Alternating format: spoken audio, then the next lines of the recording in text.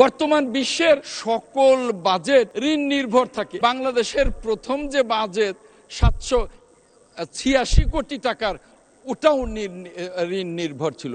বর্তমান বিশ্বের সকল বাজেট ঋণ নির্ভর থাকে। আমেরিকার বাজেট ট্রিলিয়ন ট্রিলিয়ন ঋণ নির্ভর। আর বাংলাদেশে আমাদের বাজেট একদিকে বর্তমান সমসাময়িক কালের সকল বাজেটই ঋণ নির্ভর, এটা উন্নয়নেরও একটা সোপান এই ঋণ নির্ভরতা। আরেকদিকে এই ঋণ কেন? গত 18 বছর এই বাংলাদেশকে লুট করা হয়েছে বর্গির মতো।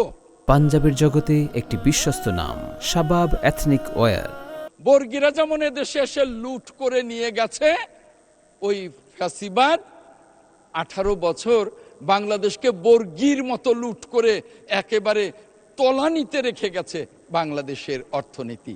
তাহলে বাংলাদেশ তো ঋণ নির্ভর বাজেট আসবেই, কিন্তু এই ঋণ নির্ভর বাজেটকে বাস্তবায়ন করবার ক্ষমতা আমাদের আছে।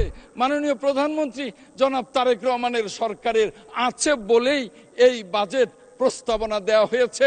আমাদের উপর আস্থা রাখুন, ইনশাল্লাহ আমাদের মাননীয় প্রধানমন্ত্রীর নেতৃত্বে আমাদের মাননীয় অর্থমন্ত্রী এই বাজেট বাস্তবায়ন করবেন ইনশাল্লাহ।